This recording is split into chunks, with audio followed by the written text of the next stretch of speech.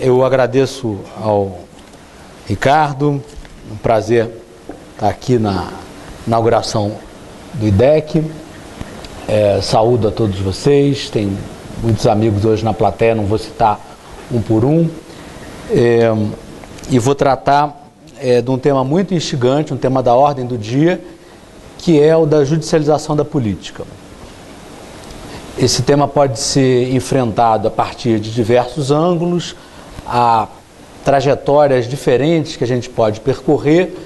A que eu vou percorrer aqui é um pouco explicar o que se entende por judicialização da política, mostrar a universalidade do fenômeno, quer dizer, o fato de que ele acontece não só no Brasil, mas em muitos outros países, as causas desse fenômeno no nosso sistema jurídico, o que ele suscita do ponto de vista de problematizações e dá uma dimensão prescritiva à minha exposição, de alguma maneira sinalizando em certas direções que podem talvez minimizar, enfim, os déficits democráticos que o fenômeno da judicialização da política enseja. Então, um pouco, em resumo, essa trajetória que eu quero percorrer. Essa expressão judicialização da política, ela foi cunhada ainda na década de 20, no contexto de um debate que envolveu, de um lado, o Hans Kelsen, aquele filósofo do direito austríaco, que todo mundo já ouviu falar, e um jurista alemão chamado Carl Schmitt. O Hans Kelsen era um defensor da criação de uma justiça constitucional e o Carl Schmitt se opunha a ela. O Carl Schmitt entendia que o guardião da Constituição deveria ser o presidente do Reich, que vinha a ser Hitler, porque o guardião da Constituição deveria ter uma legitimidade democrática que juízes não teriam. E aí, quando o Kelsen propôs, o Kelsen era austríaco, mas participava de debates que ocorriam na Alemanha, ali no contexto de vigência da Constituição de Weimar, a criação de jurisdição constitucional, ele disse que jurisdição constitucional geraria politização da justiça e judicialização da política, em que nem a política nem a justiça teriam nada a ganhar e tudo a perder. Essa expressão vem a ser ressuscitada muitas décadas depois por cientistas políticos norte-americanos, num contexto de discussão a propósito do fato do Poder Judiciário vir ocupando espaços no mundo todo que tradicionalmente eram confiados a órgãos representativos. Talvez a obra mais conhecida no campo da ciência política nesse assunto, de certa maneira que reinaugurou esse debate, é um livro de dois autores, o Tate e Wellinder, que cunharam um conceito de judicialização da política bipartido. Para eles, judicialização da política envolveria simultaneamente dois fenômenos.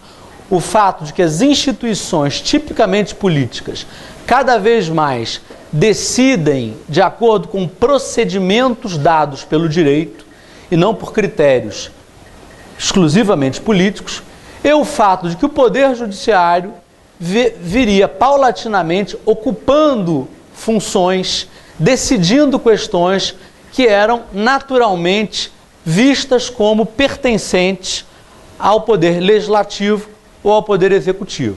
De um modo geral, toda a literatura sobre judicialização da política vem se concentrando nessa segunda faceta que eu mencionei, e é sobre essa segunda faceta que nós vamos discutir aqui. Quer dizer, não a mudança no espaço político, na forma de decidir do espaço político, e sim a ocupação de espaços que seriam tipicamente dos poderes legislativo e executivo pelo judiciário, sobretudo no contexto da jurisdição constitucional.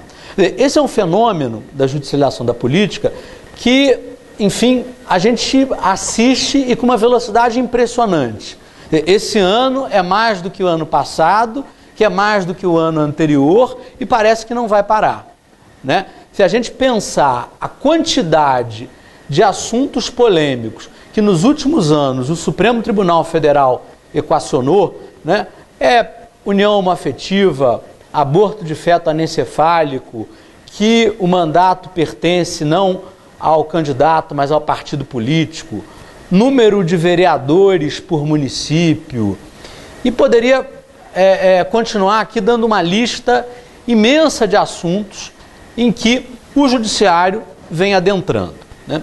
Eu acho que um primeiro ponto que a gente deve destacar, até para a gente delimitar corretamente o objeto da exposição, é o que não é judicialização da política. Então, não é judicialização da política a prestação da jurisdição penal, ainda que para autoridades políticas. Esse é um papel tradicional do Poder Judiciário. Mensalão não é judicialização da política. Julgar pessoas por acusações penais é algo que o Judiciário sempre fez. Por que causou uma certa celeuma o julgamento do mensalão? Porque às vezes o debate se confundiu.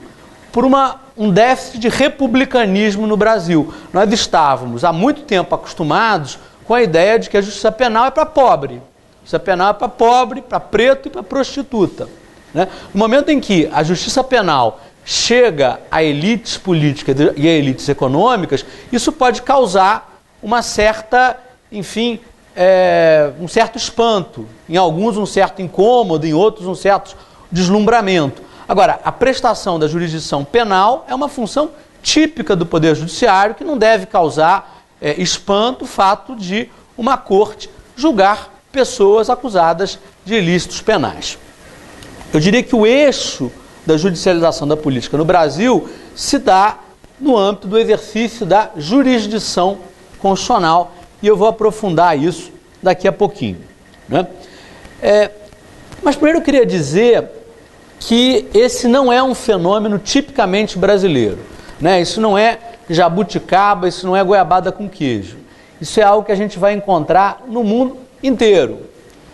Para dar alguns exemplos, há pouco tempo atrás, quem estava acompanhando esses incidentes no Oriente Médio deve se recordar do fato de que a Corte Suprema do Egito simplesmente dissolveu o poder legislativo durante uma Assembleia Constituinte e disse que quem exerceria o poder constituinte não era mais o legislativo, né? O presidente do Egito resolveu atropelar aquela decisão judicial e houve um contexto de conflito entre, de um lado, um presidente que tinha sido recentemente eleito e uma Suprema Corte que invadia tremendamente com aquela decisão o espaço da política. Devem lembrar daquele episódio no qual a diplomacia brasileira se inseriu direta e profundamente, que envolveu o ex-presidente de Honduras, o Zelaya, né, Manuel Zelaya. Os meios de comunicação deram muita ênfase ao fato de que militares colocaram o Zelaya, inclusive parece que de pijama, num avião, né, e ele teria sido levado de pijama para o Haiti, e aí houve uma crise institucional, o Zelaya tenta voltar para Honduras, fica um tempo ali na embaixada brasileira. Pois bem, o que nem sempre foi noticiado é o seguinte: o Zelaya foi destituído do cargo não por um golpe militar, mas por uma decisão da Suprema Corte de Honduras. E por quê? Porque a Constituição de Honduras tem um artigo que veda a reeleição. E nesse mesmo artigo está escrito que quem tentar qualquer expediente que possa gerar reeleição vai ser punido com a perda do cargo. O Zelaya resolve convocar um plebiscito para que a população decida se quer ou não a convocação de uma nova Assembleia Constituinte. E a Suprema Corte de Honduras interpreta aquilo como uma tentativa indireta de eventual futura reeleição, e ele é destituído do cargo, né? África do Sul, 1996. A África do Sul é regida por uma Constituição que entrou em vigor em 1996, aliás, uma das mais belas constituições, na minha opinião, hoje existente.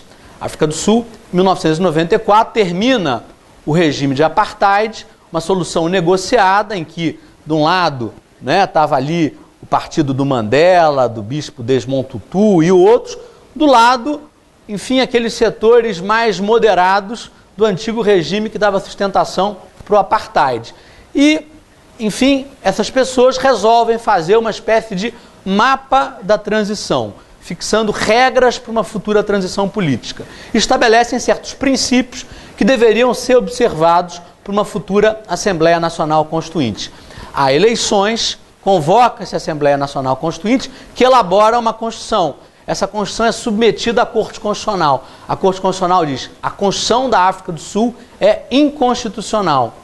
E manda que a Constituição seja refeita pela Assembleia Constituinte, que cumpre a decisão, refaz a Constituição da África do Sul, submete à Assembleia Constituinte, submete à Corte Constitucional, que diz: agora tudo bem.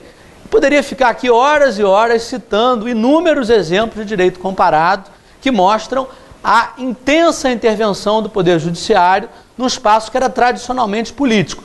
Coreia do Sul, há não muito tempo atrás, a Suprema Corte invalidou uma decisão de impeachment do Presidente da República. O Presidente da República voltou ao exercício do cargo. E por aí vai, né? Esse é um fenômeno que nos Estados Unidos tem a idade do constitucionalismo. Nos Estados Unidos isso começa lá no iniciozinho, né? E na história norte-americana, esse sempre foi um tema muito debatido, né? Muitos aqui devem ter visto, devem ter assistido o filme Lincoln, né? Que trata da Guerra Civil norte-americana. Pois bem, muitos consideram que o que efetivamente deflagrou o estopim da Guerra Civil norte-americana foi uma decisão da Suprema Corte que disse que não era possível a União, né, enfim, de alguma maneira permitir que em estados em que não havia a escravidão, dá a esses estados o direito de não restituir escravos fugidos. E que os escravos não poderiam ser considerados, à luz da Constituição americana, como pessoas, de certa maneira bloqueando qualquer possibilidade de futura emancipação dos escravos. Isso é considerado como um dos estopins da Guerra Civil. A gente no Brasil, talvez porque o nosso Poder Judiciário, ao longo da nossa história, tenha pecado muito mais pela omissão do que pelo excesso, tende a associar um Poder Judiciário muito ativo, o Poder Judiciário que assume às vezes um papel até de protagonista em certos campos, com posições politicamente progressistas. Mas o exame da trajetória histórica dessa questão no contexto norte-americano revela claramente como esse paralelismo não se sustenta. O momento de maior ativismo da história da Suprema Corte norte-americana é um momento que é conhecido como Era de Lochner. A expressão Era de Lochner é alusão a um caso, Lochner versus Nova York, que foi julgado pela Suprema Corte norte-americana em 1904 e que tratava do seguinte: o Estado de Nova York fez uma lei dizendo que padeiros só podem trabalhar no máximo 10 horas por dia e 60 horas por semana. A Suprema Corte norte-americana invalida aquela lei dizendo o Estado não tem que se meter em relações contratuais privadas. Viola o devido processo legal substantivo que o Estado interfira nisso. Se o dono da padaria está disposto a pagar por essas 60 horas e se o padeiro está disposto a vendê-las, o Estado não pode intervir. E por algumas décadas, o Poder Judiciário foi um bastião do liberalismo econômico nos Estados Unidos, bloqueando qualquer tentativa, por mais tímida que fosse, de criação de um arremedo de welfare state naquele país, né? O conflito estoura quando, em seguida, a crise da Bolsa de Nova York, é o New Deal, assume o presidente Franklin Delano Roosevelt, que tinha a intenção de enfrentar aquela crise econômica com medidas de intervenção na economia, que começava a criar um Estado regulador, que começava a criar uma proteção para o trabalhador no plano legislativo, e as suas decisões eram invariavelmente derrubadas pela Suprema Corte. Ele entra em atrito com a Suprema Corte e a posição do Roosevelt acaba prevalecendo. Diversos juízes da Suprema Corte, sentindo que, enfim, a opinião pública estava do lado do Roosevelt, pedem a aposentadoria, ele substitui aqueles juízes por outros, mais afinados com a sua ideologia constitucional, e aí tem fim a chamada Era de Lochner. Décadas depois, período da Corte de Warren, nós vamos ter um momento de intenso ativismo no Poder Judiciário norte-americano, mas agora com sinais trocados. A Corte de Warren teve um papel muito importante na derrubada das leis que impunham segregação racial oficial em estados do Sul.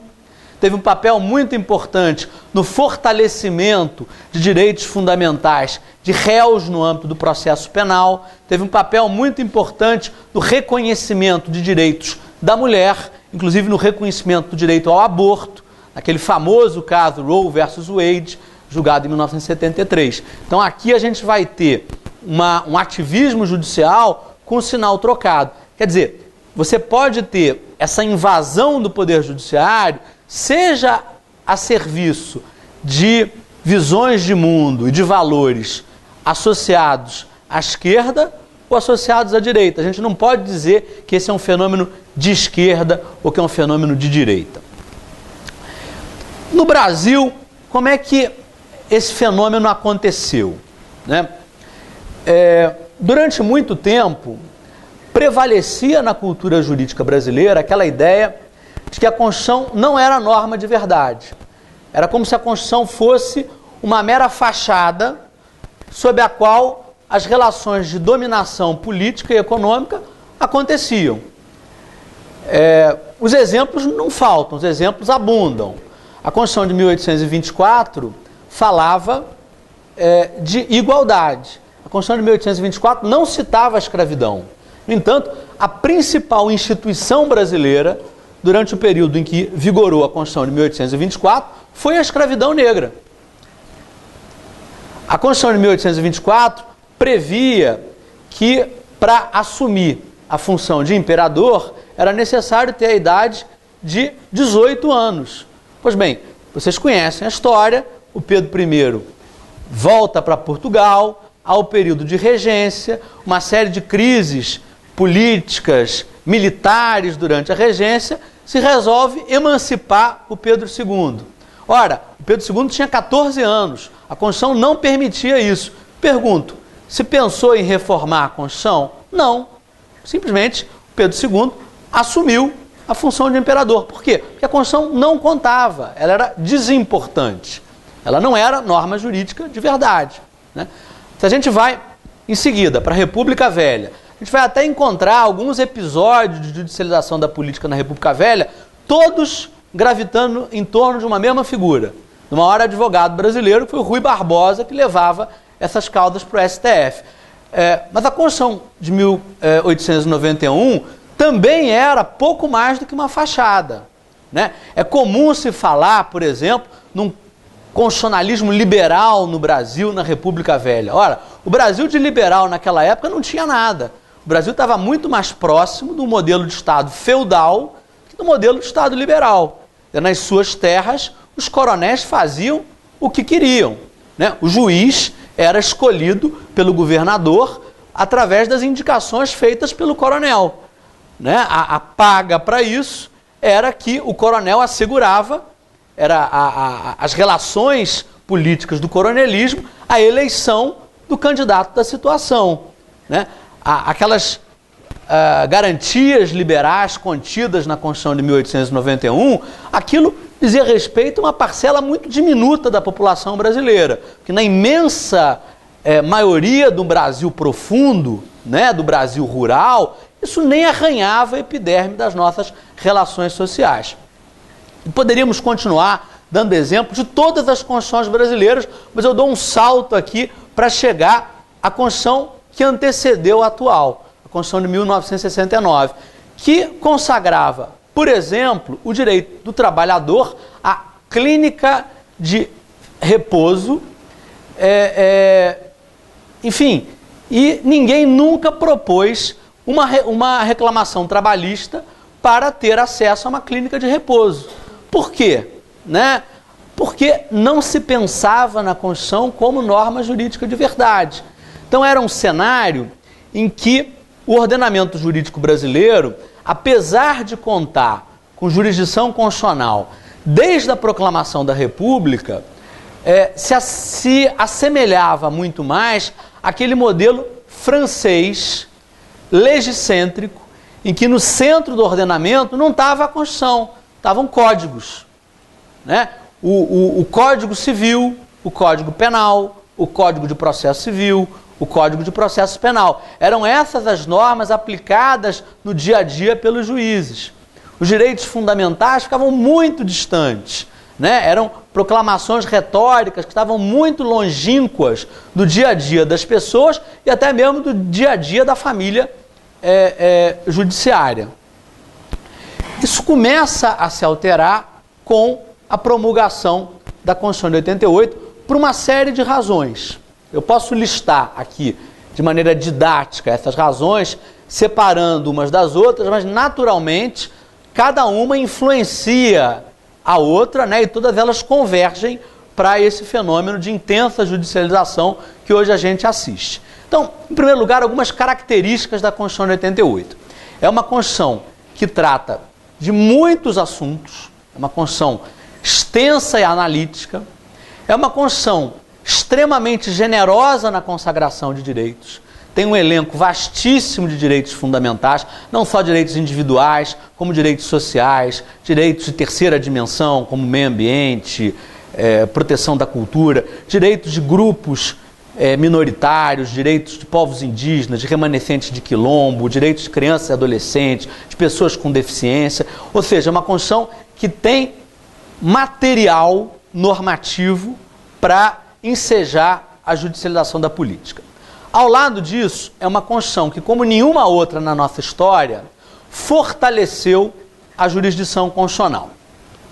Vamos pensar no seguinte: controle concentrado e abstrato de constitucionalidade, aquele que é feito lá no Supremo Tribunal Federal através das ações diretas.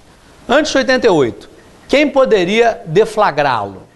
Então, antes de 88, era só uma pessoa, o Procurador-Geral da República, que tinha monopólio de provocação do STF. Né? Foi assim desde a criação do controle abstrato de constitucionalidade com a emenda 1665, depois esse regime é mantido na Constituição de 67, de 69 e chega até 88. Quem era o Procurador-Geral da República naquela época, à luz do desenho institucional daquele momento? Era alguém nomeado e demitido livremente pelo Presidente da República. Algum Procurador-Geral da República ia desafiar o chefe, ia desafiar a elite política hegemônica que estava instalada no Poder Executivo? Se desafiasse, no dia seguinte estava no olho da rua, porque ele era nomeado e demitido livremente pelo Presidente da República. Então, o controle de constitucionalidade, que normalmente é um instituto de contenção do poder, é um instituto de contraposição aos arrobos autoritários dos governantes de ocasião, se tornou um instrumento em serviço do governante de ocasião. Quanto que o controle de abstrato de constitucionalidade era deflagrado? Contra leis de governadores do MDB, de governadores que faziam oposição ao governo militar, e contra atos normativos internos de tribunais. Eram basicamente essas as ações de controle abstrato de constitucionalidade que chegavam no Supremo. Pois bem, a Constituição de 88, lá no artigo 103, coloca um elenco desse tamanho de legitimados ativos, dentre os quais figura, por exemplo, qualquer partido, desde que tenha algum representante no Congresso Nacional. Sem falar de entidades da sociedade civil de âmbito nacional, Conselho Federal da OAB, o próprio Procurador-Geral da República, que agora tem absoluta independência em relação ao Executivo, dentre outros. Pois bem, vamos imaginar que você é um partido político de oposição. Você perdeu na arena política, você foi derrotado.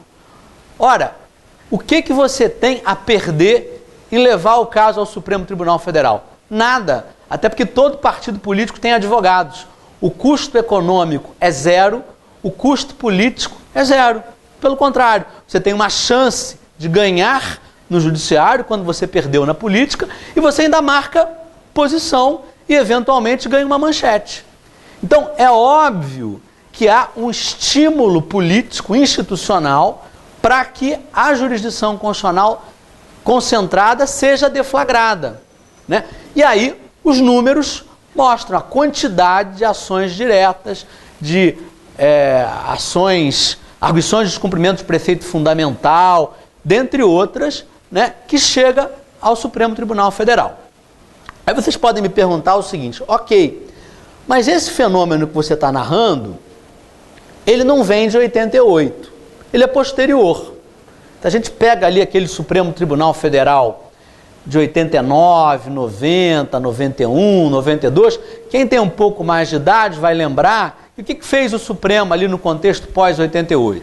Diz que mandado de injunção não servia para nada, os efeitos do mandado de injunção eram só notificar o Poder Legislativo, in mora, que direitos sociais eram normas programáticas e que não podiam ser concretizados no âmbito da jurisdição, então negou força para os direitos sociais, que urgência e relevância da medida provisória eram conceitos políticos que envolviam, enfim, uma zona não sindicável, que o Poder Judiciário não poderia interferir, ou seja, o Poder Judiciário não avançou, muito pelo contrário, ele era criticado por ter se omitido, por ter não desempenhado o papel que talvez se esperasse do Supremo Tribunal Federal. Como é que a gente explica isso? A gente explica isso com o fator humano.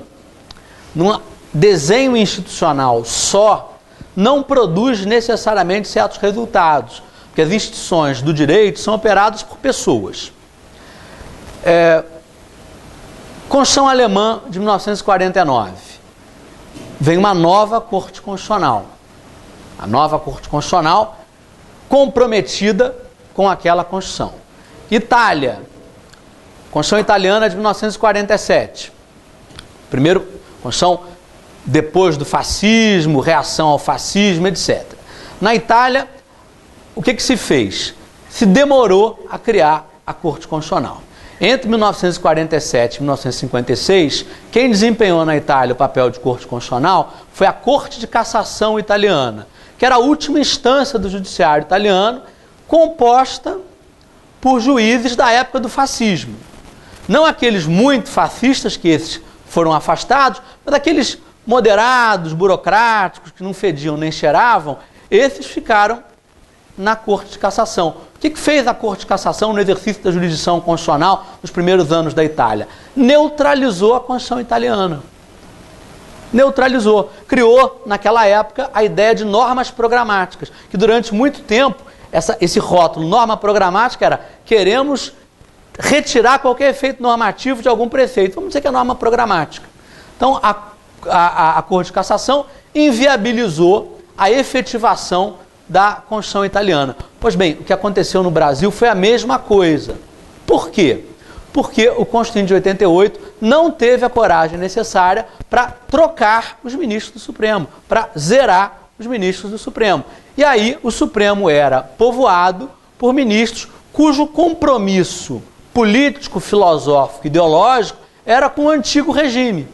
Ministros que, inclusive, tinham má vontade com os valores da nova Constituição de 88. Basta a gente recordar que os ministros do Supremo Tribunal Federal fizeram um intenso lobby durante a Assembleia Constituinte contra uma série de inovações da Assembleia Constituinte, dentre as quais a criação do STJ, porque eles queriam continuar como tribunal de última instância, julgando, sobretudo, causas envolvendo processo civil, direito de vizinhança e coisas do gênero. Direito de vizinhança era a especialidade do ministro Moreira Alves, que era uma espécie de liderança intelectual do Supremo Tribunal Federal naquela época, né?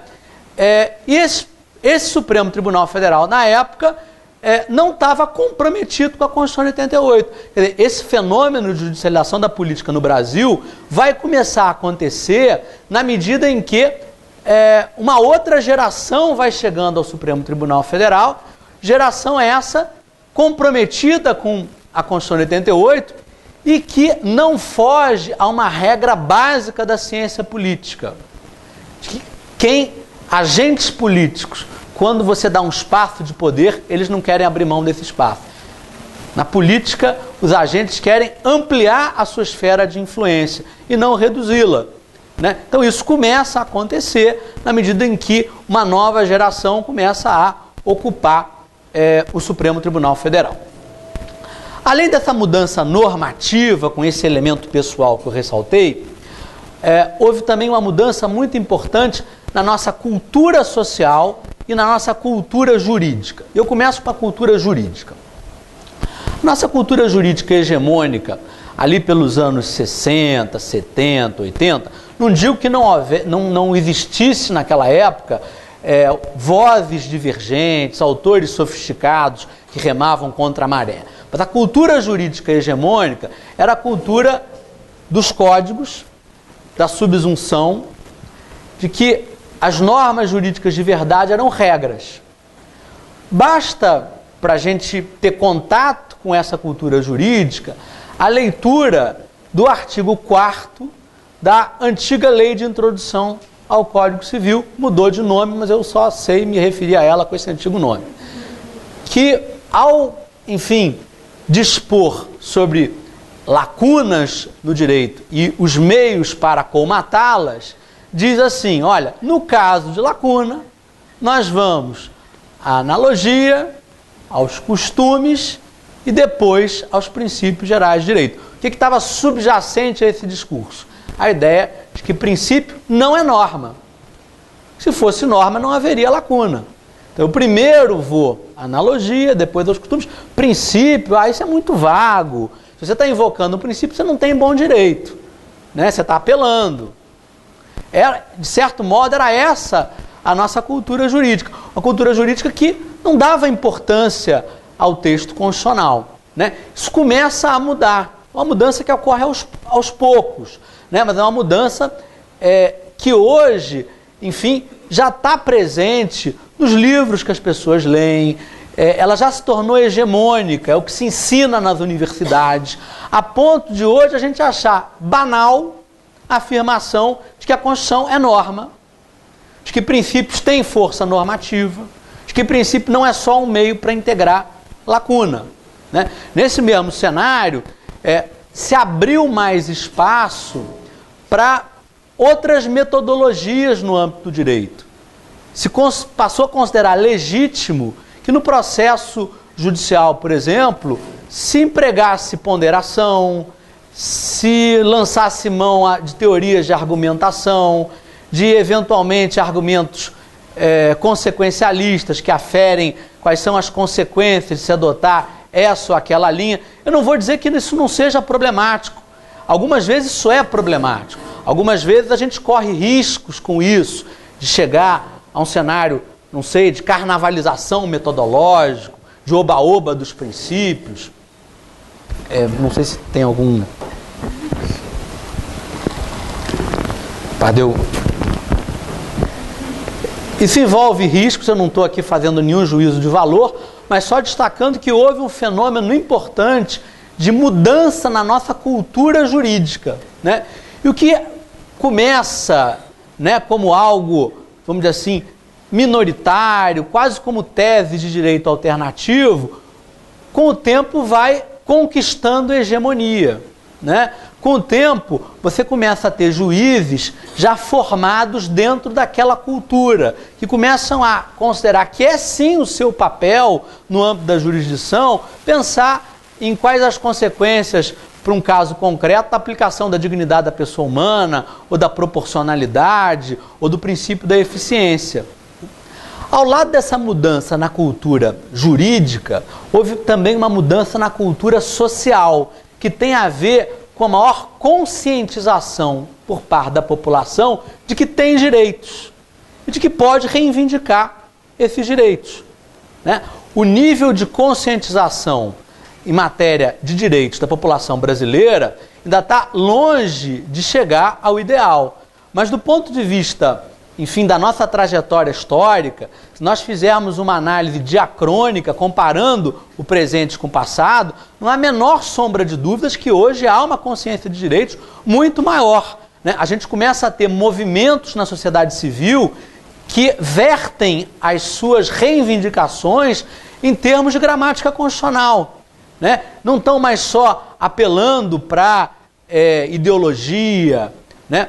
Hoje muita gente percebe que o jurídico pode ser um espaço de luta, que pode eventualmente recorrer às armas do direito para, de alguma maneira, promover, para de alguma maneira avançar na sua agenda política, na sua agenda ideológica, na sua reivindicação de direitos. Concordemos nós ou não com essa reivindicação de direitos, né? Quando as pessoas hoje, para mencionar um tema bastante polêmico, quando as pessoas foram discutir as cotas raciais nas universidades, as pessoas invocaram os dois lados da contenda o princípio da igualdade. Quando as pessoas foram discutir, por exemplo, o aborto de feto anencefálico, os dois lados da contenda invocaram a dignidade da pessoa humana, o que mostra, de certa maneira, a saúde do nosso sistema constitucional.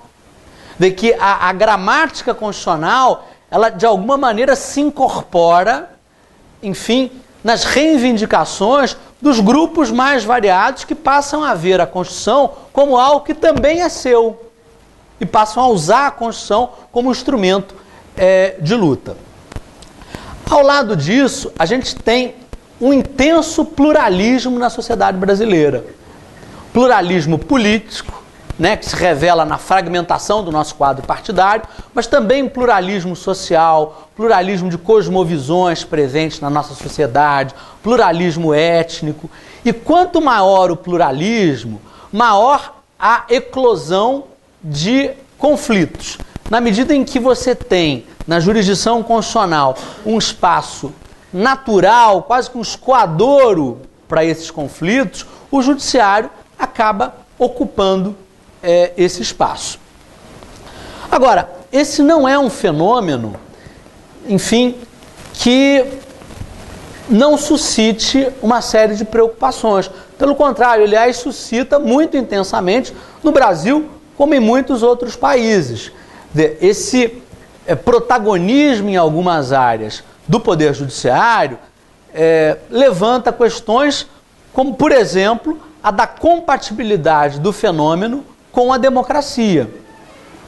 Essa não é uma discussão tipicamente brasileira, mas é uma discussão que, a cada momento em que cresce a atuação no judiciário, né, crescem também as oposições a esse, enfim, inchaço da função jurisdicional, articuladas a partir da defesa, algumas vezes enfim, baseada em princípios, outras vezes apenas um subterfúgio para defesa de causas nem sempre confessáveis, né, mas a imputação de elitismo, de uma visão não democrática, a expansão das tarefas do Poder Judiciário.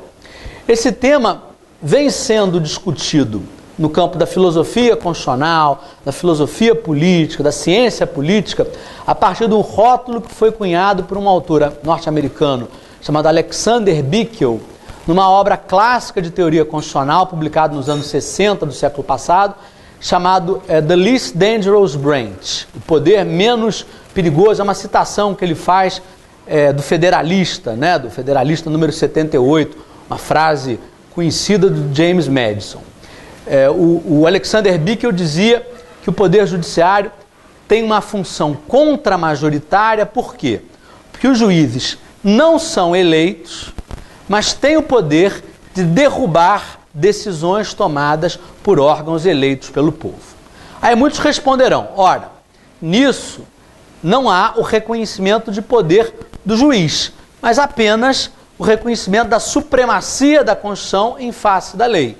Se a Constituição é superior à lei, a jurisdição constitucional é quase que uma consequência lógica inexorável. Da mesma maneira que o juiz, enfim, deve aplicar a lei e não o decreto, quando o decreto colide com a lei, ele deve poder afastar a lei que eventualmente viola a Constituição.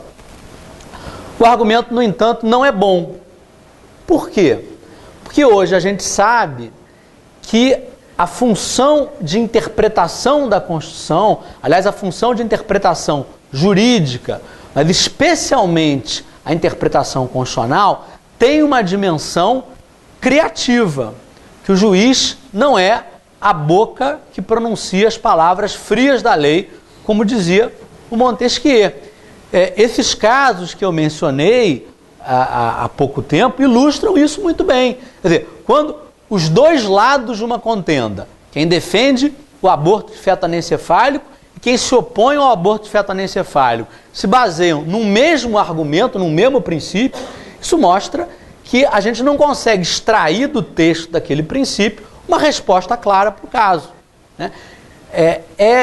Enfim, impossível negar que a cosmovisão do juiz influencia a maneira como ele interpreta uma norma jurídica, sobretudo normas extremamente vagas, como essas que se tornaram o principal manancial da judicialização da política. Esses princípios muito abertos, muito abstratos, como, enfim, dignidade da pessoa humana, igualdade, liberdade, moralidade administrativa, eficiência, etc, etc. Algumas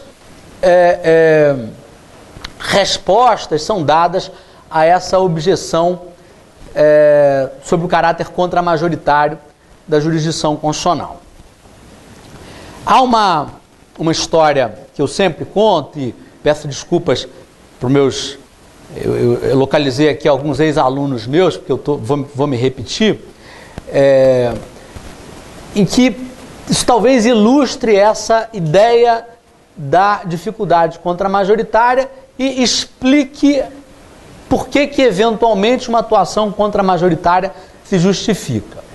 É aquela história contada pelo Homero no livro Odisseia, do Ulisses e das sereias. Ulisses, num dado momento, né, na sua viagem de volta a Ítaca, depois de combater na guerra de Troia, passaria com seu barco perto da ilha das sereias. E todos sucumbem ao canto das sereias. As sereias cantam, os marinheiros ficam enlouquecidos, os navios ficam desgovernados e acabam afundando. Ulisses, já sabendo disso, Ulisses é o herói da mitologia grega conhecido pela sua astúcia, ele tinha sido advertido pela Circe, por uma feiticeira, que ele passaria perto da Ilha das Sereias. Ele diz para os marinheiros: olha, vocês vão colocar cera nos seus ouvidos. Eu não, eu quero ouvir o canto das sereias. Vocês vão amarrar as minhas mãos no mastro, e se eu determinar que vocês afrouxem os nós, aí vocês vão amarrar esses nós de maneira ainda mais firme. Qual é o paralelo? Disse que da mesma maneira que um ser humano pode se tornar refém das suas fraquezas, das suas paixões momentâneas, o Freud chamava isso do princípio do prazer, né? A gente tende muitas vezes a maximizar o nosso gosto, o nosso gozo imediato em detrimento daquilo que vai mais a longo prazo. As coletividades também podem, em determinados momentos, vamos dizer assim, de maior racionalidade, as coletividades podem engendrar mecanismos para se protegerem das suas fraquezas, das suas paixões. Só que não é tão simples assim. Eu vou fazer uma adaptação de uma história contada pelo Hayek, que também é usada como analogia para justificar a jurisdição constitucional.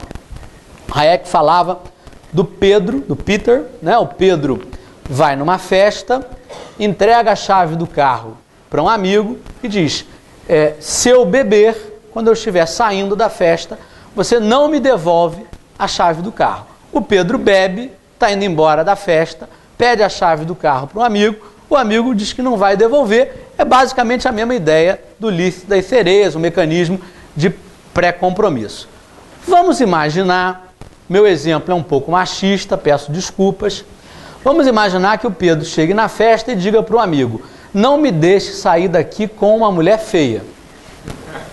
Aí ele entrega a chave do carro para o amigo, ele está saindo da festa, feliz da vida, e o amigo diz: não. Aí ele fala para o amigo: olha, eu gostei. Não, eu quero a chave. Sinto muito, não dá. Eu quero a chave. Não dá. O que isso tem a ver com a nossa história? Pois bem, do ponto de vista semântico, o que é mais parecido com dignidade da pessoa humana? Estar ou não estar bêbado, ou a mulher ser ou não ser bonita? Estar ou não estar bêbado é algo que você pode aferir objetivamente.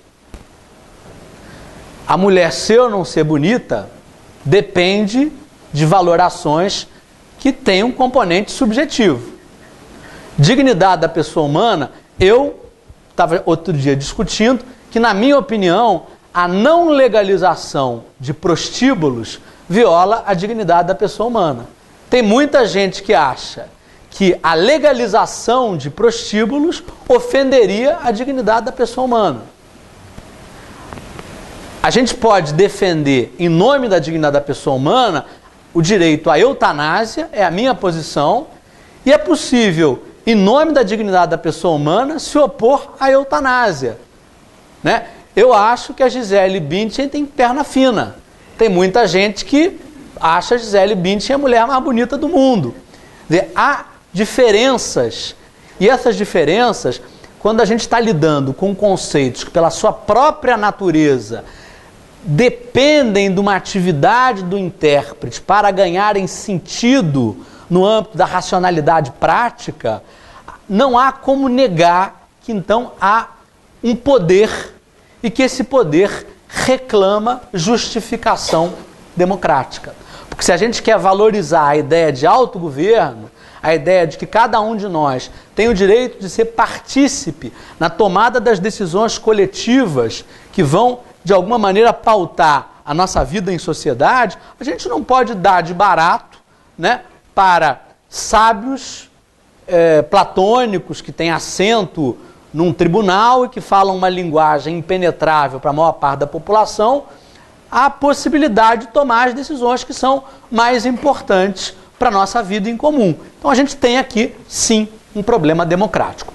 Mas a gente pode buscar um olhar, talvez, com mais nuances, e um olhar não mitológico para o problema da legitimação democrática. O que eu chamo de olhar não mitológico?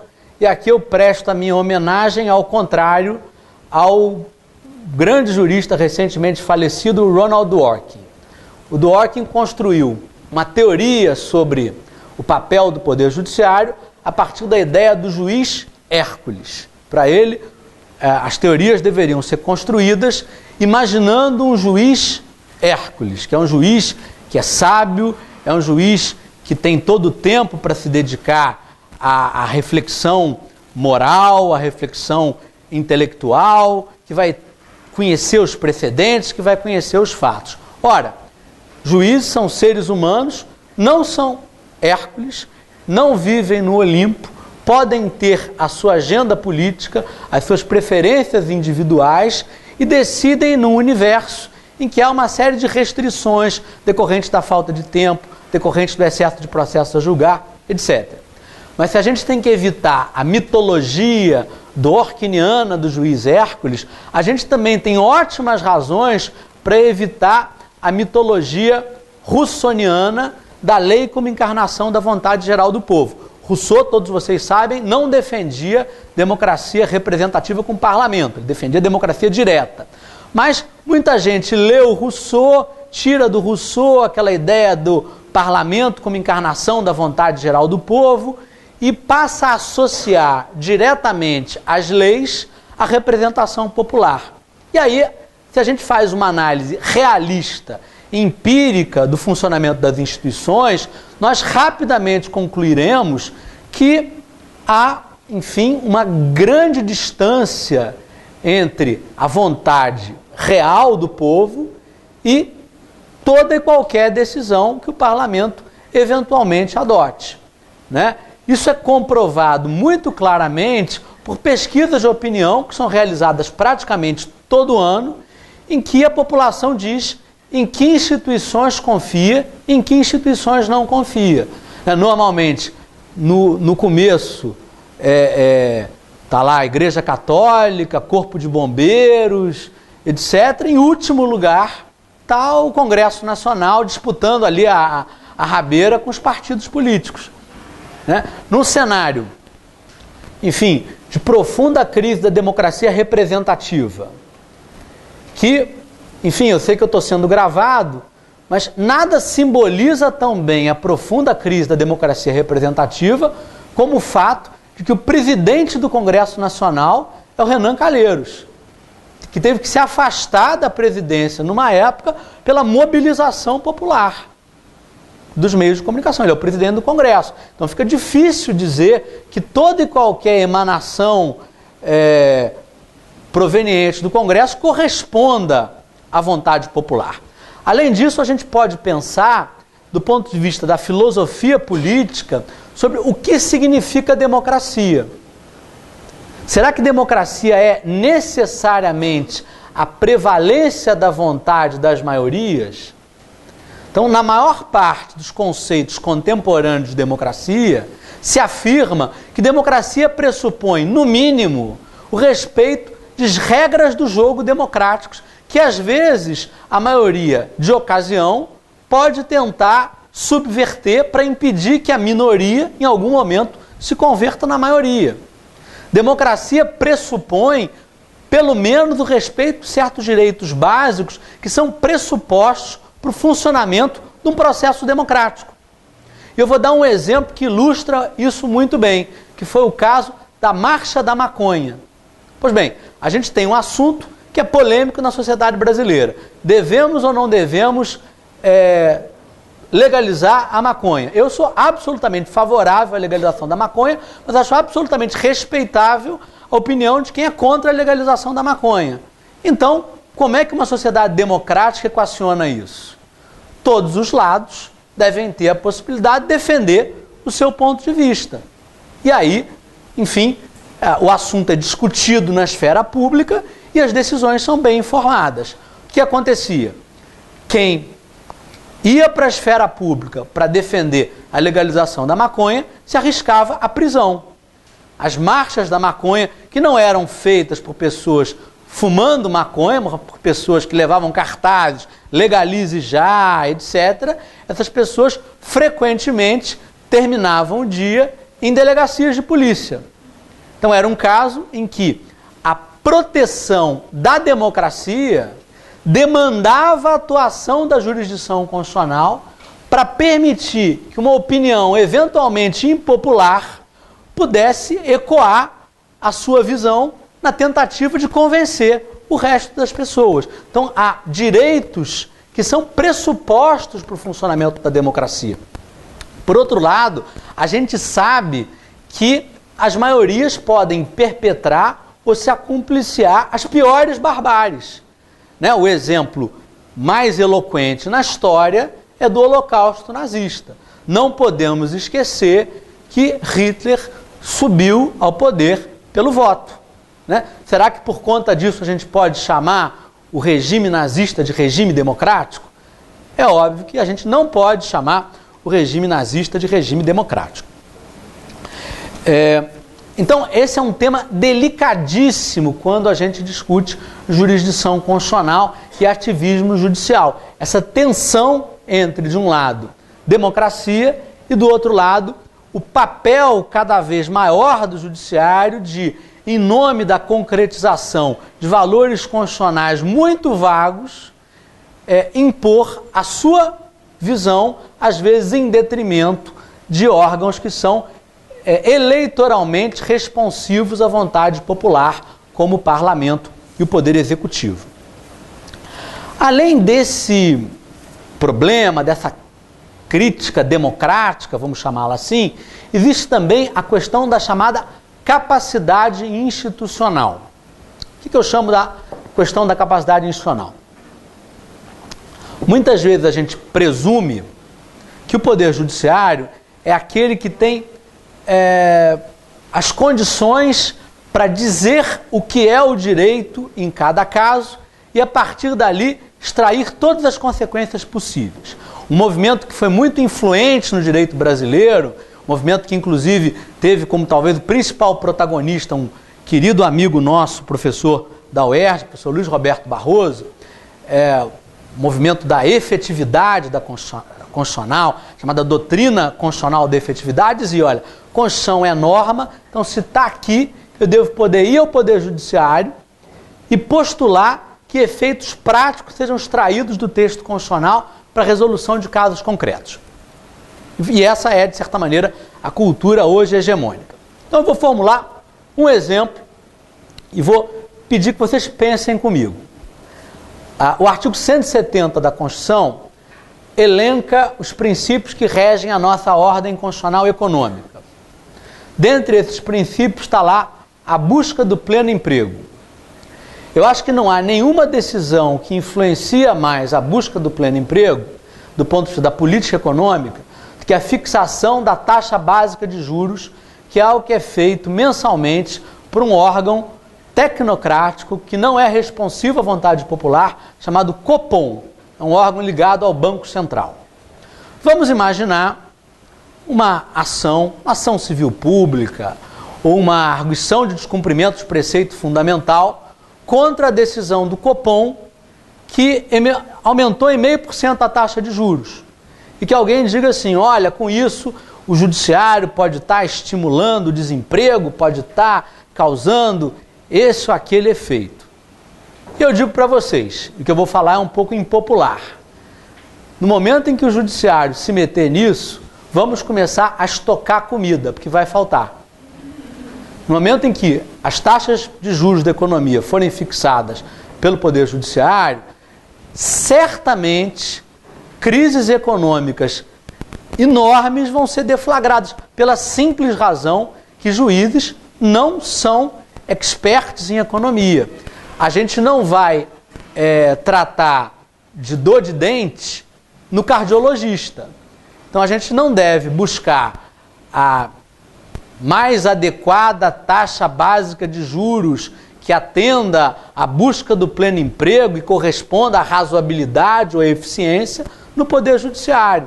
Se a gente quiser buscar isso no Judiciário, o resultado pode ser péssimo, pode ser contraproducente, inclusive na perspectiva dos valores que se buscaria promover, né?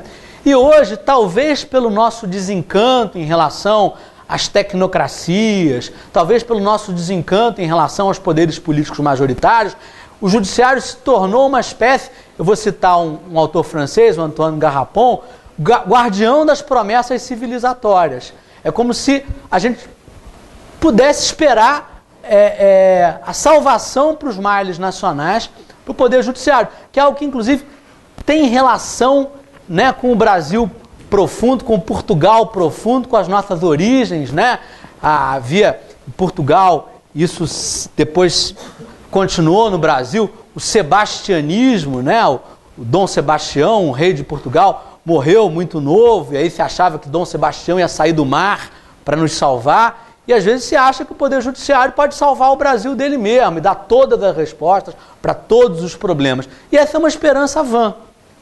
Por quê? Porque o Poder Judiciário ele não tem condições de ser o árbitro para dar a última palavra qualificada sobre qual é a taxa básica de juros na economia. Eu me recordo no julgamento sobre pesquisa de células-tronco embrionárias, quando o falecido ministro Carlos Alberto Direito começa a dizer o seguinte, olha, há uma possibilidade científica da gente, eu conversei com um cara que é da Academia de Ciências do Vaticano, então tem uma possibilidade científica da gente fazer a pesquisa em células-tronco embrionárias sem destruir o pré-embrião. E aí começou a discutir e cotejar uma concepção científica com a outra, e aí a ministra Ellen Grace, de maneira, na minha opinião, muito apropriada e muito prudente, disse assim, olha, o Supremo não é uma casa de ciência, a gente não tem condição de dizer se pode ou não pode, nós não somos o locus adequado para esse tipo de discussão, né? E nessa onda de judicialização da política, às vezes, parece que as pessoas esperam que todas as soluções e todas as saídas vão vir do Poder Judiciário. Pois bem, eu poderia falar aqui muito mais tempo, seja sobre o problema da legitimação democrática, seja sobre o problema da capacidade institucional, mas como eu já fui bastante longe, eu passo agora para a parte prescritiva.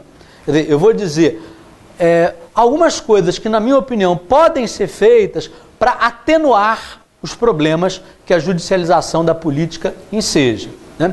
Tem gente que acha que essa discussão, ativismo judicial, judicialização da política, ela seria descabida no Brasil, porque é a própria Constituição que já prevê que tem controle de constitucionalidade. Que isso seria cabível no cenário, sei lá, de uma Assembleia Constituinte para decidir se coloca ou não coloca, ou quando o texto constitucional é omisso, caso, por incrível que pareça, dos Estados Unidos, a Constituição norte-americana não prevê controle de constitucionalidade, foi uma criação judicial. Acho que no Brasil a discussão não faria sentido. Eu acho que faz todo sentido.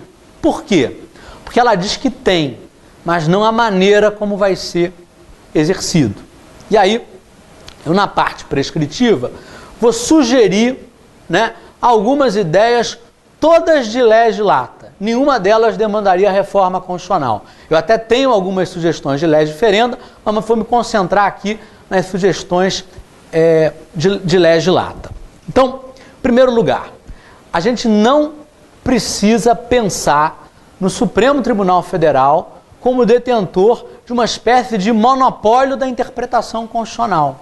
A interpretação constitucional ela é feita pelo Supremo, por outros órgãos do Poder Judiciário, pelo Poder Legislativo, pela administração pública, pelos movimentos sociais, pela sociedade civil que muitas vezes pressiona o Supremo Tribunal Federal.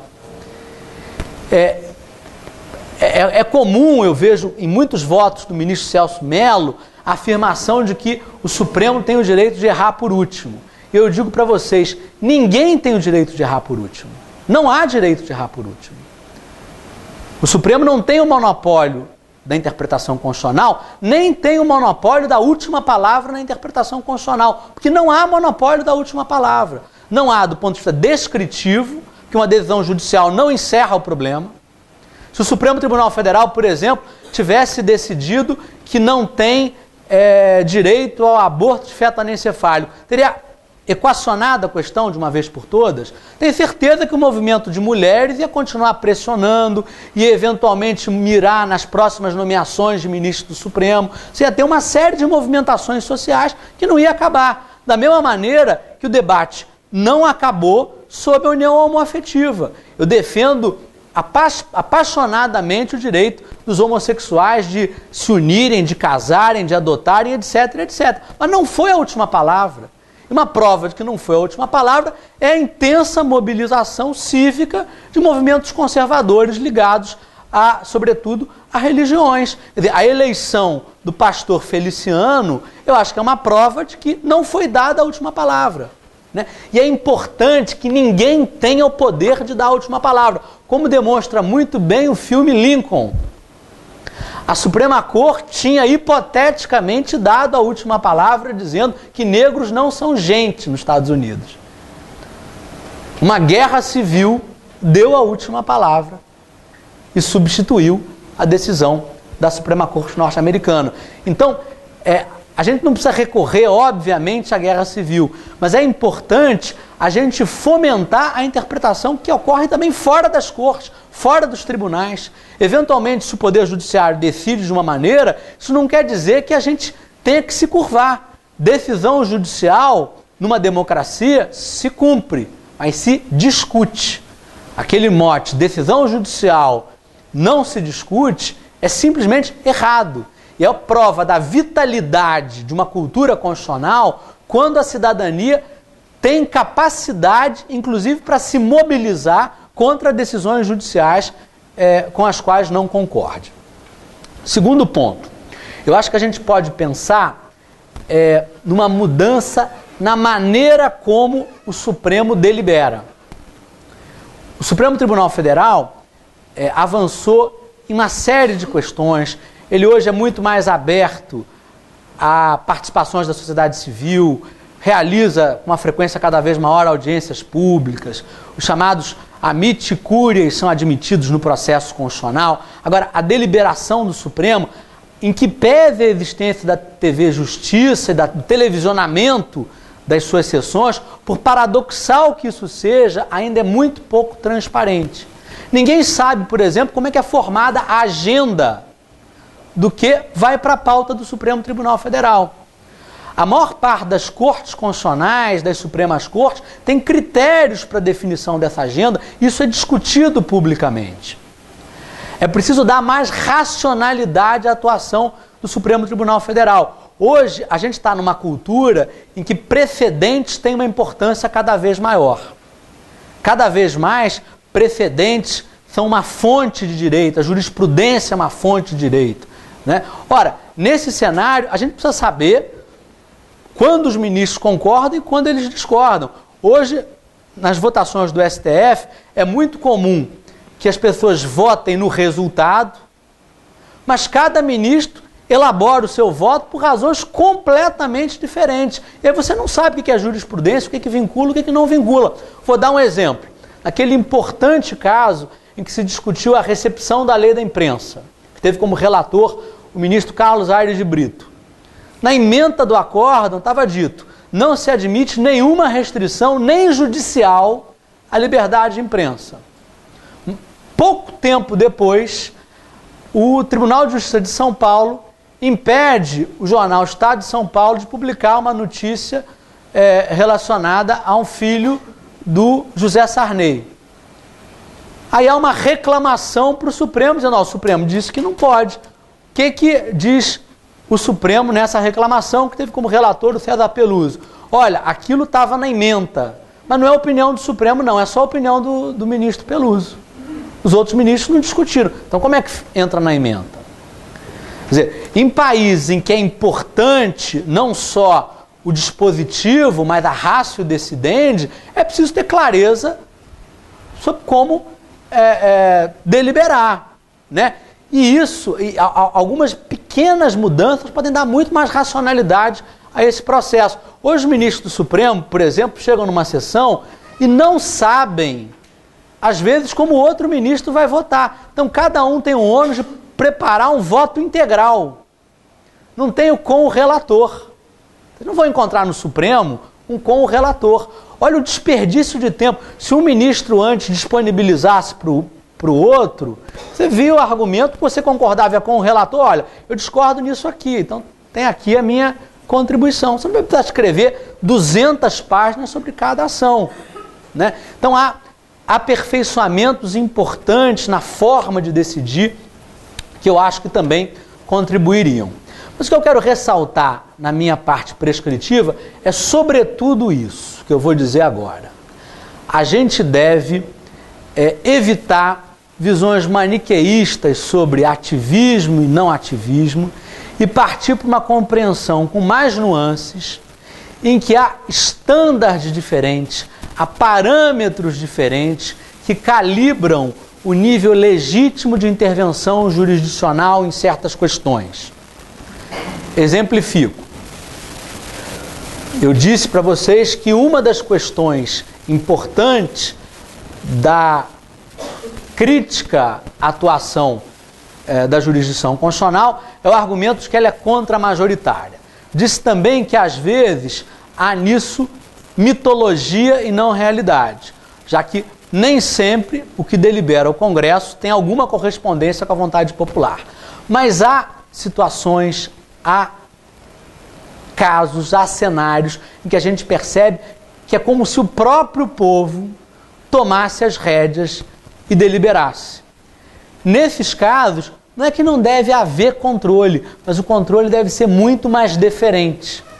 Quanto maior o nível de participação popular e participação social num ato normativo, mais deferente deve ser o Poder Judiciário ao examinar a validade desse ato normativo. Vou dar 2 exemplos. Eu acho que eu sou um dos únicos sujeitos no Brasil que não gosta da lei de ficha limpa. Mas se eu fosse ministro do Supremo para julgar a constitucionalidade da lei da ficha limpa, eu certamente seria muito mais autocontido pelo fato de que aquilo resultou não de uma escolha feita pelo Congresso ali nos gabinetes, de uma discussão em portas fechadas, mas de uma intensa mobilização da cidadania brasileira, como poucas outras ocorreram na nossa história. Vou dar um outro exemplo. Eu sou um pacifista quase fanático. Para mim, ninguém devia poder ter arma. O Estatuto do Desarmamento tinha um dispositivo restringindo dramaticamente a possibilidade das pessoas adquirirem a arma e andarem com a arma. Pois bem, esse dispositivo do Estatuto do Desarmamento foi submetido a um referendo. As posições foram bastante discutidas no espaço público E a população brasileira, na minha opinião, decidiu errado, mas decidiu. Foi contra a medida, enfim, que era a mais, vamos dizer assim, restritiva do direito ao uso de armas. Ora, é perfeitamente possível construir, a partir da conjugação do direito à vida com a teoria de que, em matéria de direitos fundamentais, o papel do Estado não é só não violar, mas também proteger e proteger ativamente, a tese de que há ali algum tipo de inconstitucionalidade.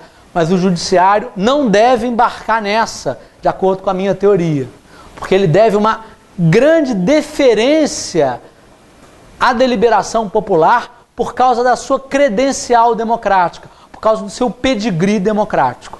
Isso é algo que deve ser levado em consideração. Então, esse é um primeiro standard que eu proponho.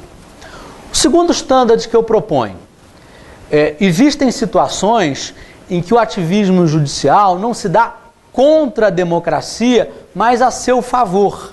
O Poder Judiciário, às vezes, viabiliza a continuidade do processo democrático, seja assegurando o respeito às regras do jogo, seja, enfim, defendendo direitos sem os quais a democracia não passa de ficção. Eu citei o caso da Marcha da Maconha, mas a gente pode, enfim, discutir uma série de outras situações em que no processo legislativo a minoria é atropelada pela maioria. E regras do jogo no processo legislativo têm que ser observadas, porque democracia não é só predomínio inconteste da vontade da maioria, é também o respeito às regras do jogo democráticas. Então, nesses casos em que a atuação do judiciário se dá a favor da democracia e não contra ela, o maior nível de ativismo pode se justificar. Terceiro standard, proteção de minorias estigmatizadas. O discurso de proteção das minorias não teve uma origem gloriosa na jurisdição constitucional. Esse discurso ele começa no Federalista, a obra fundadora do constitucionalismo norte-americano, por uma razão. A elite tinha medo de leis que pudessem perdoar as dívidas que a população tinha com banqueiros. Então se criou um discurso de proteção de minorias. Isso é muito bem explicado num livro que conta de um autor ainda do começo do século XX, que ele conta os bastidores da elaboração da Constituição norte-americana, os interesses econômicos que eram ali subjacentes. Mas a gente pode, enfim, de certa maneira, reler essa ideia a partir de uma perspectiva mais emancipatória, pelo reconhecimento de que o processo político majoritário não pode ser o único espaço de afirmação de direitos de minorias, porque se não fosse assim, a gente permitiria qualquer atropelo de minorias pelas maiorias. O fato de que os juízes não dependem de voto popular para continuar exercendo as suas funções pode ser, para a proteção de minorias, um argumento não contra, mas a favor da sua atuação. Ele pode ter uma capacidade institucional melhor do que os poderes representativos, exatamente porque ele não precisa agradar a população. E a gente sabe que existem grupos que sofrem uma antipatia profunda por parte das minorias, né? E que esses grupos dificilmente conseguem vencer na arena da política majoritária. Eu acho que o caso que exemplifica isso melhor é o do julgamento sobre a união homoafetiva. Existia no Congresso Nacional há muito tempo projeto de lei estendendo a união estável para casais do mesmo sexo. Agora, o que acontecia? Né? Você tinha uma bancada que tomava isso como questão central e outros que talvez não tomassem isso como questão central, mas que não queriam comprar briga com essa bancada. Né? Então você tem uma série de políticos que, enfim, eventualmente, talvez até preferissem que fosse consagrado o direito à união entre pessoas do mesmo sexo. Mas pensavam, olha, eu vou votar nisso aqui, isso aqui não é central para o meu eleitorado, eu vou me indispor com um monte de gente. Então, o processo político majoritário não permitia avanços em direitos fundamentais absolutamente básicos de uma minoria estigmatizada. Esse é um caso em que a intervenção da jurisdição constitucional se justifica. Um outro caso exemplar, direito de preso. Quer dizer, eu não conheço minoria mais impopular do que preso. E preso que está cumprindo pena, ainda tem um agravante, não vota. A nossa Constituição, numa medida, na minha opinião, lamentável, negou direitos políticos para os presos que estão cumprindo pena. Então o que acontece? Quem é que se elege hoje, quem se elegeria hoje, tendo como, enfim, item central da sua agenda a defesa dos direitos humanos nas prisões? Você não se elege, você só gera antipatia. Né? Para uma boa parte da população, bandido bom é bandido morto. Né? Que as condições do presídio estão boas. E nisso, as prisões brasileiras, como reconheceu insuspeitamente o nosso ministro da Justiça, se tornaram masmorras medievais. Né? A Constituição é pródiga em artigos reconhecendo direitos dos presos, mas você tem um poder judiciário extremamente tímido nisso. Os juízes são super, por exemplo, avançados quando se trata de discutir direitos do consumidor, porque todo juiz é consumidor. Os juízes conseguem se identificar, às vezes, com a pessoa que precisa de um tratamento de saúde, né? Porque ele pode ficar doente, ele tem uma tia que está doente, agora o preso não. Com o preso ele não se identifica. Então, para a proteção de direitos de uma minoria tão impopular como essa, e para proteção de direitos tão básicos de uma minoria tão popular como essa, se justifica plenamente, sobejamente, o ativismo judicial. Um outro standard, uma comparação das capacidades institucionais entre o Poder Judiciário e quem adotou a decisão que é objeto de controle. Posso voltar aqui ao caso do Copom. Quer dizer, é um caso fácil. Se a gente compara quem tem mais capacidade institucional, aquela turma do Copom, economistas que a vida toda não fazem outra coisa senão decidir sobre juros. Estudaram, têm mestrado, têm doutorado, vivem isso. Ou, eventualmente, um ministro que vai olhar e, se ele é muito estudioso, muito esforçado, ele, para julgar esse processo, pode dedicar algumas noites para ler livros de economia e fazer algum juízo de valor sobre o que ouviu numa audiência pública. Quem tem mais capacidade institucional? Eu não teria dúvida em dizer que é o Copom. Né? Esse tipo de comparação não pode, no direito brasileiro, chegar ao ponto de justificar a zona de exclusão da apreciação jurisdicional, porque isso não existe no direito brasileiro. A Constituição de 88 fala que a lei não pode excluir do Poder Judiciário nenhuma lesão ou ameaça ao direito. Mas esse tipo de consideração pode ser empregado pelo Judiciário para calibrar a maneira como vai atuar. Você pode atuar mais com o pé no acelerador ou tirando o pé do acelerador. Você pode atuar invalidando, por exemplo, uma decisão apenas quando ela violar um texto claro de norma, ou você pode enveredar em considerações de caráter consequencialista, em avaliações morais controvertidas. Isso depende da tua disposição de colocar um pouco mais ou um pouco menos o pé no acelerador. E o que eu estou dizendo é que quando a comparação das capacidades institucionais é desfavorável aos juízes, esse é um caso em que o pé deve sair do acelerador. Quer dizer, deve haver uma posição de autocontenção jurisdicional. E finalizo com o último standard que eu vou propor. Eu poderia falar de vários outros, mas vou propor um último standard que tem relação com o que em psicologia moral é chamado de fenômeno da inconsistência temporal. Né? O Freud, no Mal-Estar da Civilização, chamou isso da tensão entre o princípio do prazer e o princípio da responsabilidade. Né? Quem tem filho pequeno, eu tenho filho de 4 anos, sabe do que eu estou falando. Você chega para um filho e pergunta: você prefere um presente hoje ou 2 presentes daqui a 2 semanas? Toda criança prefere um presente agora.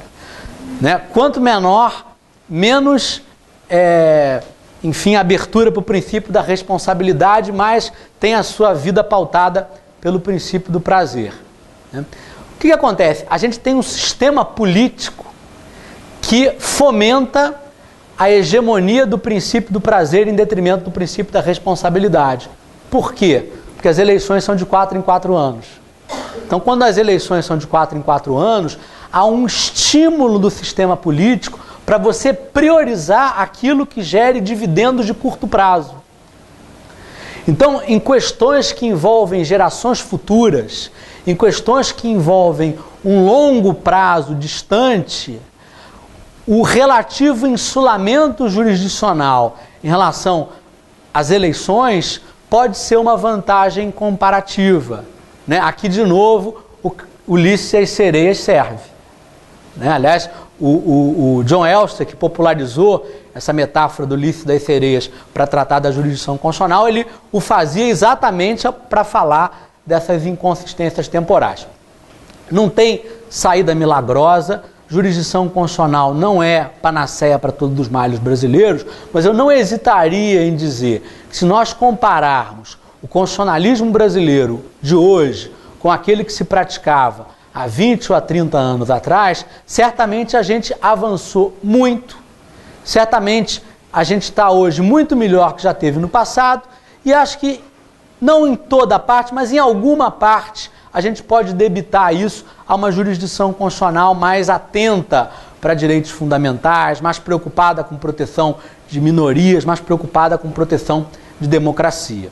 Mas governo de toga não é substancialmente melhor do que governo de farda. Então, a gente não pode, de maneira alguma, abdicar do nosso protagonismo, do protagonismo de nós, o povo, na empreitada de construção do sentido da nossa Constituição. Em última palavra, o Poder Judiciário é mais um agente nesse espaço, ele não é o protagonista deve ser o cidadão, o protagonista deve ser a sociedade civil mobilizada. Muito obrigado. Eu vou me colocar à disposição de perguntas, né? Se alguém tiver alguma dúvida, eu converso com prazer com vocês. Muito obrigado.